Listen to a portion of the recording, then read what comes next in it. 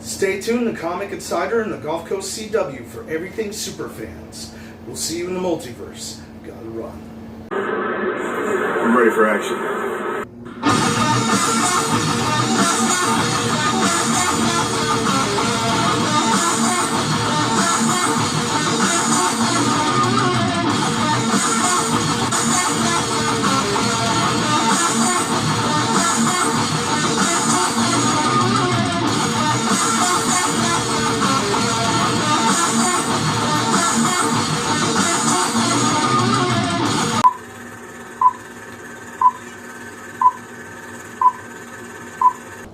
Alright, what's up YouTube, Facebook, Instagram, LinkedIn? How y'all doing tonight? This is TK from Comic Insider, and tonight we're going to be talking about a lot of cool stuff with the amazing artwork and writings from Stephen Moore. How you doing tonight, sir? Wonderful. It's an honor to have you on the show, man. It's an honor to be here.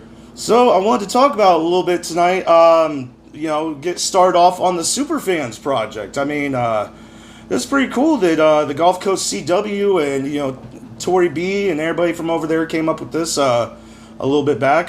They hit me up about it about a month ago. And I've seen some That's about when I got it. Yeah. Yeah, I've seen some of the great artwork that they've had you done so far from everything. And I just wanted to, talk about that a little bit. See, man, what's your motivation for it, man? Because you're a pretty good artist. I gotta say, it's some cool stuff.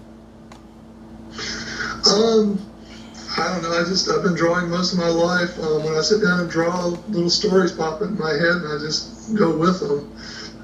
Nowadays, because I also write, while I'm writing, a lot of times this artwork gets in my head, and I have to draw it. So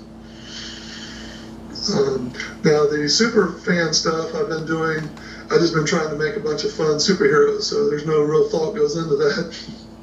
I thought it was pretty cool, man. I've seen the one for Tori already. I've seen the one that I guess Malcolm has out from Fandoms Anonymous, and I've seen the little preview one you showed me today, which was pretty cool, I gotta say. But and I've seen the one you did for yourself as well. That was pretty cool. I mean, so we've got about what was it, about 3 or 4 out of the 6 already. It seems like that I've seen. Well, actually. Martha's is already done, and she's probably seen it now, and should be up soon. And I just finished Tommy's, so it'll be going out to Tori tomorrow probably. All right, that's awesome, man. I gotta say, I was pretty surprised by this whole project when Tori hit me up about it, and then obviously some of the other people from the Gulf Coast CW. I got that call, and I was just, What was that like when you got that call, man? Was that a little bit of a shock?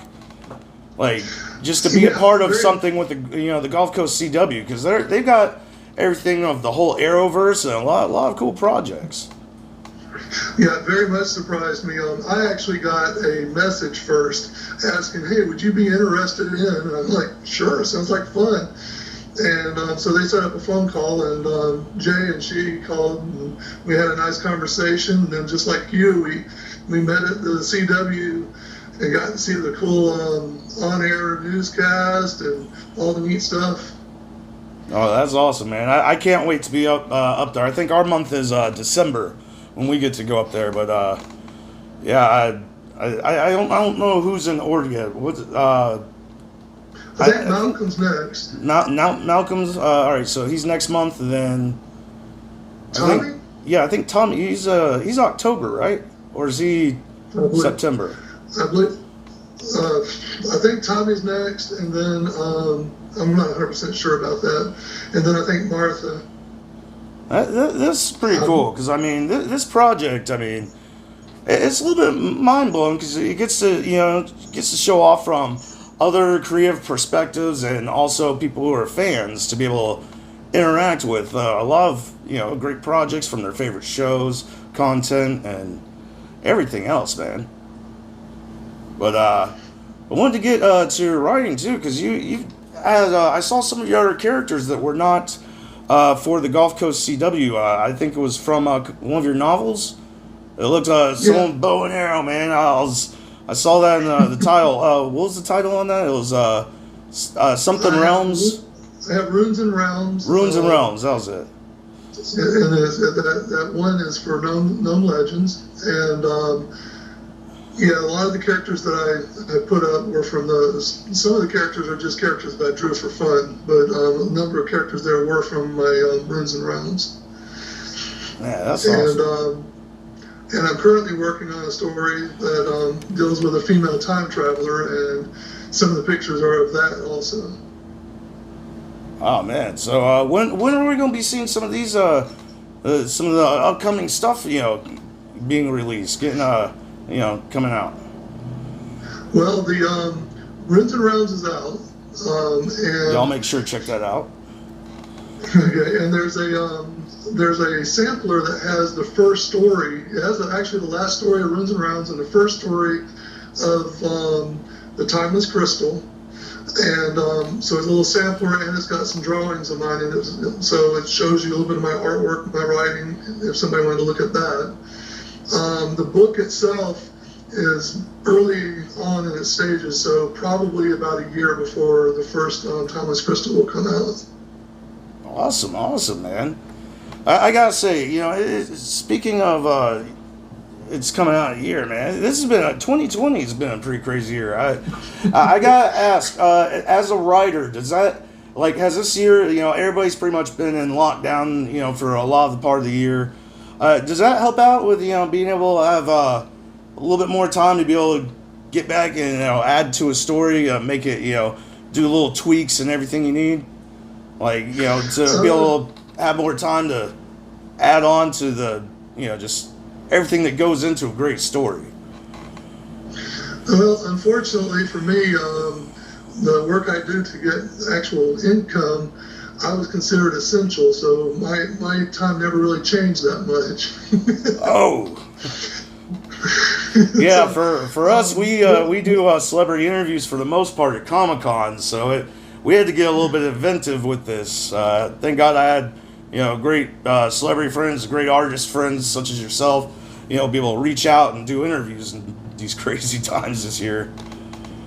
Yeah, imagine. It's sad, all the conventions that are being canceled.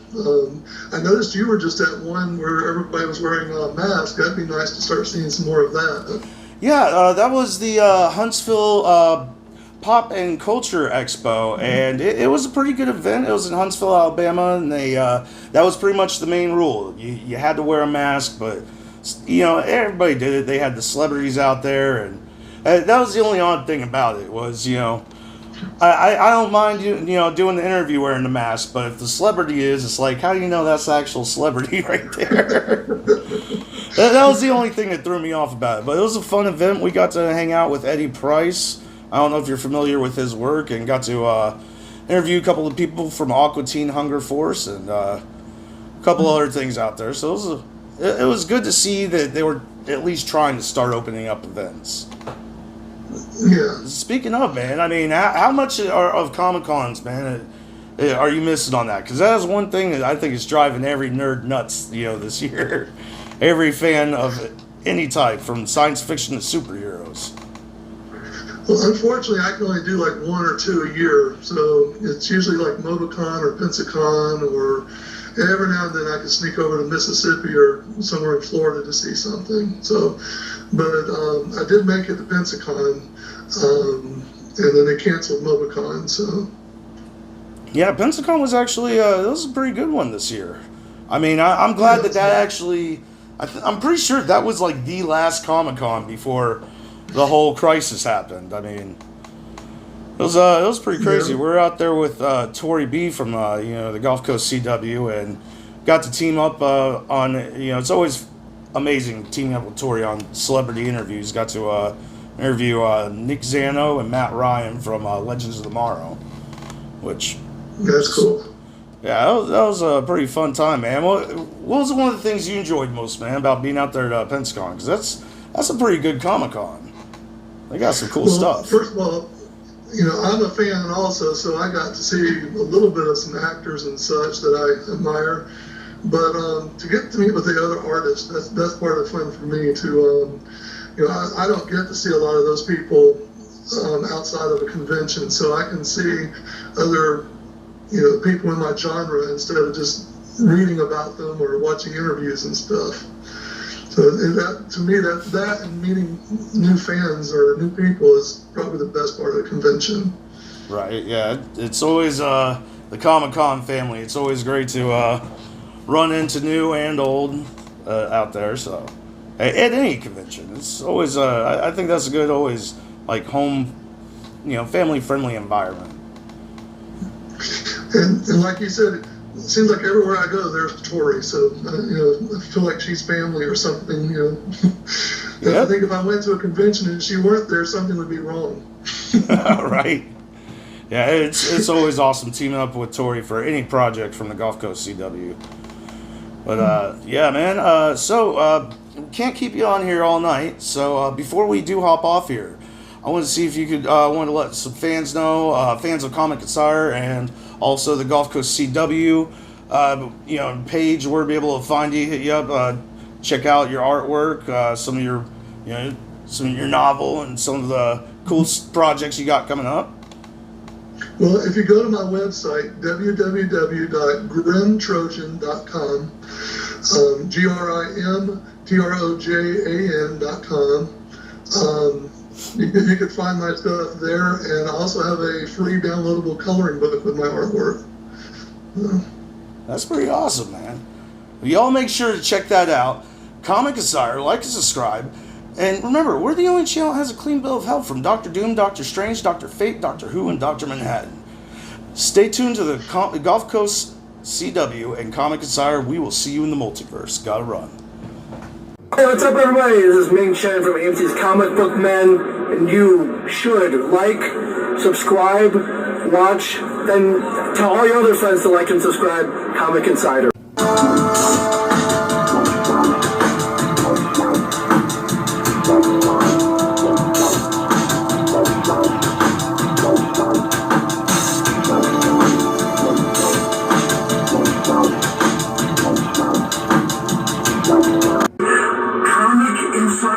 You better be watching it. Yes, I will. Yeah, I will. I'll let you down and find you. I'm trained, You better be watching. Consider.